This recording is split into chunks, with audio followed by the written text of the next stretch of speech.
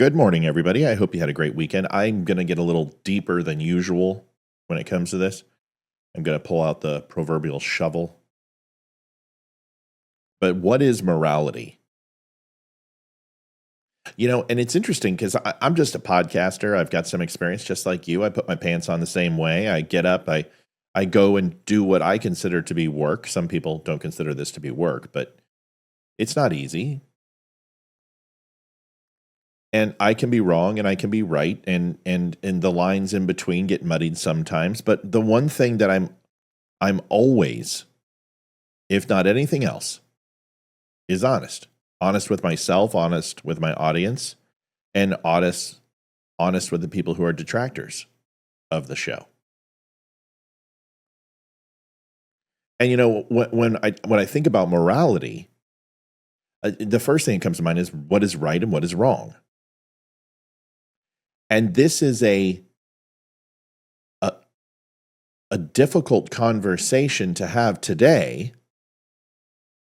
because the lines of morality are just as muddied as the middle can be for me from time to time. And I understand it. My first initial reaction usually is not the same as the overall decision and the overall conclusion I come to with a little bit of forethought, a little bit of afterthought, a little bit of self-reflection and gathering of facts, and I come up with usually a different tape total than my first reaction. So what is morality? Is morality simply a bunch of laws that are defined by a group of people collectively that anoints individual responsibility for one's actions? Okay? Is it biblical and from a theological standpoint that there is a moral code defined by God? Whomever God you choose to follow. And whether it be Buddha or Allah or Jesus Christ or anyone in between. Are the moral imperatives defined by your personal belief?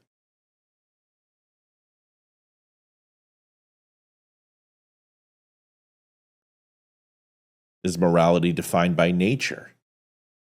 Where if you do things that are out of the balance of nature, whether it's taking human life or committing crime or adultery or whatever it may be, is there a natural progression that society will come to the same conclusion and develop a moral standing? I think all of these are real, and I think the answer is most assuredly yes. But I think there's also something that people miss. Those are the basics. Those are the things that in any situation with more than one person on a deserted island, there will be a moral code that will be established one of those three ways. And let's be honest, even on a solitary island, you will develop a moral code, a routine, if you will. A time to go to the bathroom, a time to collect water, a time to hunt, not to hunt too much, to make sure that you only take enough to survive. Because if you strip the coconut tree and all the fish and the natural resources around you, you most assuredly will die. The moral code, the handshake process will take place with Mother Nature.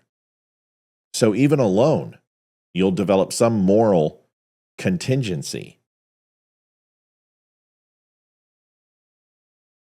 And usually this happens with self-actualization, whether it be in the Bible or whether it be from a biological standpoint, or a group of people have decided that at a certain age, we become aware, self-aware, but also we have cognitive resonance with everything around us. That we become able to understand the difference between right and wrong. Geez, Matt, this is a big topic. What are we talking about this for? Well, because when I was growing up, we had a whole bunch of racism in a collective groupthink when I was growing up in Ventura, California. We had the skinheads, the Pierpont rats, we had the Aryan Nazi brotherhoods, we had the biker gangs, and we had a lot of gang elements inside Ventura. And honestly, when we looked at the skinheads and the punkers and Pierpont rats and everybody else, we just laughed at them internally. We thought they were a bunch of degenerate losers. And we would mock them silently, but never in front of their face, of course, because if you did, you were jumped by 10 spiky-haired, leather-wearing, clad, switchblade-wielding douche plows. But most people made fun of them.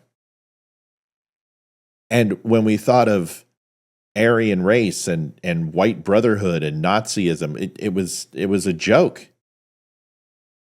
If we came home with that, our grandfathers would have slapped us, our fathers would have, broken out the belt, and mom would have taken off her sandal and beat us in the next week into submission. Speaking of moral code.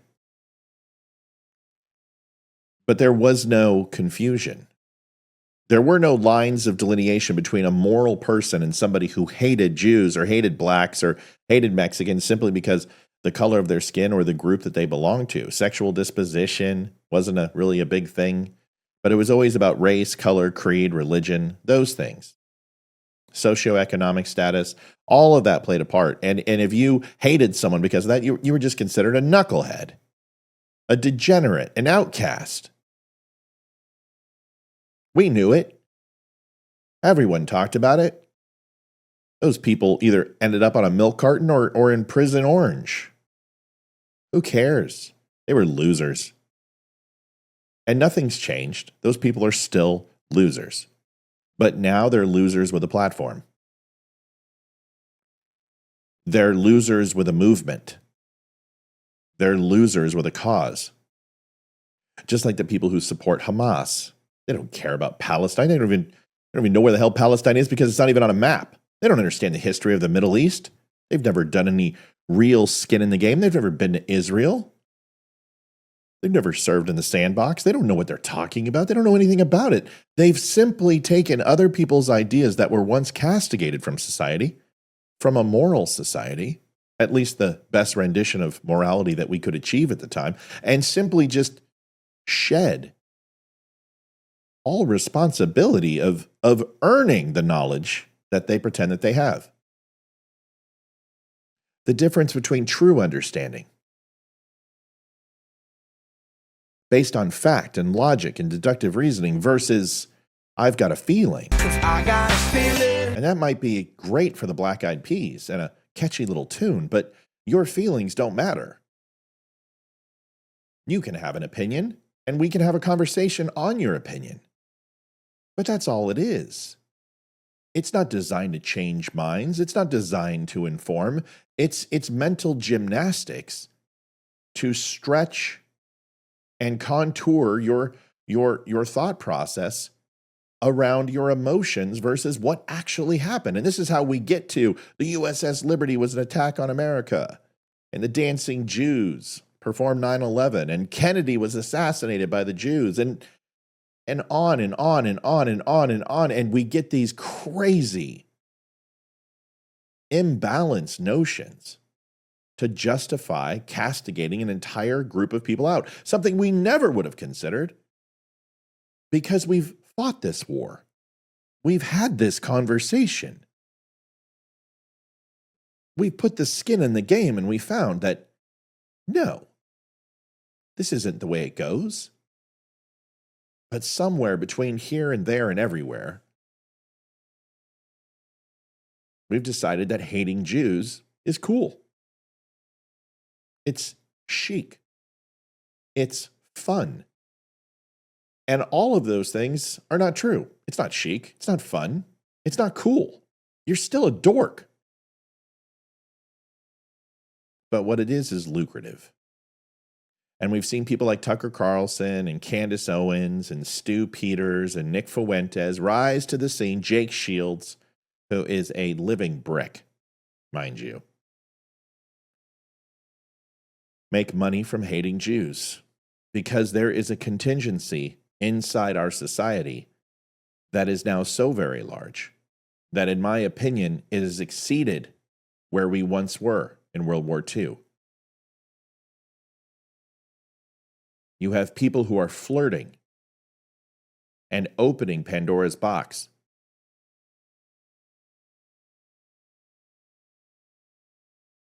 The most chaotic of thoughts, the most evil of thoughts, and not understanding that their playful banter into I hate Jews, or I blame the Rothschilds, or it's the IDF, or it's Netanyahu, or it's Zionism, and simply playing with those notions,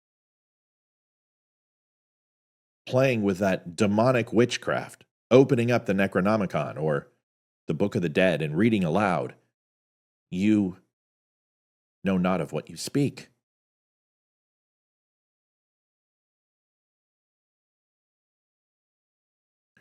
You're performing a tableau that has ultimate consequences.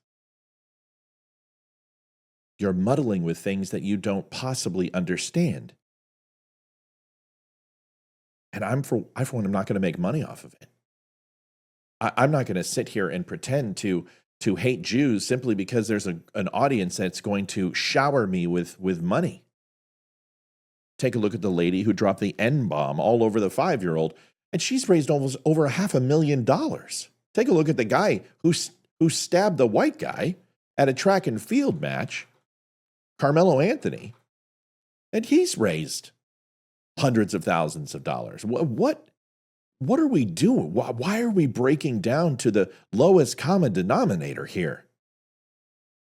Has it really become a binary choice that you either yes or you no when it comes to every single person on the planet based upon their color, their race, their religion, their sexual disposition, their creed, maybe the color of their eyes, if they're a blue-eyed person or a green-eyed person or a brown-eyed person? Haven't we done this before?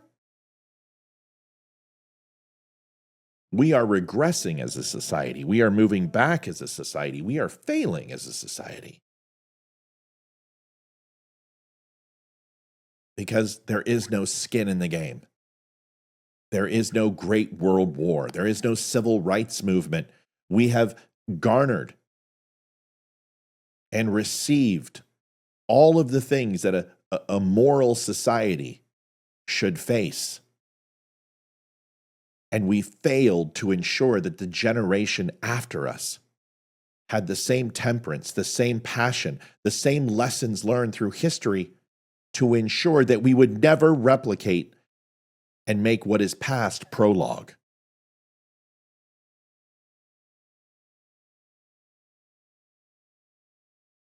Now, this is going to be one of the longest videos I've done in a long time. I've been told, you got to do the 5-minute videos. You got to hit people quick with, you know what? This isn't a 5-minute topic. This is a generational conversation. This is a conversation that can only be had over a millennia or 3. You don't get any real substance by skimming over this and assuming that it's a Band-Aid conversation when honestly it's stage 4 cancer in the colon and in the lymph nodes and everywhere else along the body. So let's talk about it. Let's talk about these absolute degenerates who walked into Dave Portnoy's bar and proudly held up a sign that said, and I apologize for the language, fuck the Jews. Because curbing language isn't going to help the situation. It didn't say free Palestine. It wasn't some clumsy, stupid protest about Gaza. Nope. It said fuck the Jews. Period, full stop. No nuance. Just raw, unfiltered hatred. And it was broadcasted like a neon sign in the middle of Manhattan. And somehow, we're supposed to pretend that this is activism, this is freedom of speech, this is peaceful protest. Let's get something straight. There is no cause, none, that justifies open anti-Semitism. You don't fight for justice by scapegoating an entire people. That's not a resistance. That's regression. It's every page of history we swore we would never read again. And yet, here we are. In a country where you can waltz into a bar, hold up a sign echoing 1930 Germany speak, and still get handed a megaphone by the usual apologists. Why? Well, for clicks, for money. Make sure that we're edgy. Never lost our edge. Because hate is trendy again, that's why. And you may not like to hear that because it's cowardly activists with empty moral centers. They've all figured it out, that they wrap their bigotry in language of social justice and then get away with anything. They didn't hold up a sign that said, end the war. They didn't say, support Palestine. They said, fuck the Jews. And that's all you need to know. They didn't come to protest. They came to provoke, to spread fear, to normalize anti-Semitism under the cloak of political outrage, and all to garner some clicks on Instagram, to get that TikTok video in the top 5. And what happens when we let this slide, when we shrug it off as, oh, it's free speech, or pretend there's a debate to be had? We become the enablers. We become the ones who looked the other way. Again, it's not about politics. It's about decency, about whether we still have the guts to say some things are flat out wrong. Yes, right and wrong, black and white, no gray. And I don't care if you're left, right, center, or floating off in space. If you see a sign that says, fuck the Jews, and your instinct is an immediate disgust, then you've lost the fucking plot. You've lost your soul, or you never had it to begin with. You know what's even more telling about this whole thing? Dave Portnoy, the guy whose bar they defiled with that vile bullshit. He didn't kick them to the curb with a PR statement and a cancellation campaign. Yes, Dave, I'm a sexist Portnoy, who everyone hates. He did something far more powerful. He invited them to learn. He offered them a trip to Auschwitz instead of canceling them. They agreed. It's not weakness. That's strength. That's what real leadership looks like in a time where everyone's addicted to outrage and allergic to growth. He didn't clap back with a performative outrage or demand they be erased from existence. He wanted to, just like I did. He opened the door to conversation. Because conversation, real, uncomfortable, honest conversation, is the only way out of this darkness. And let me tell you something. When those punks stand on the ashes of what hate built, when they see the shoes, the hair, the names of the children who never made it past the gate, they won't be smirking with their little cardboard sign anymore.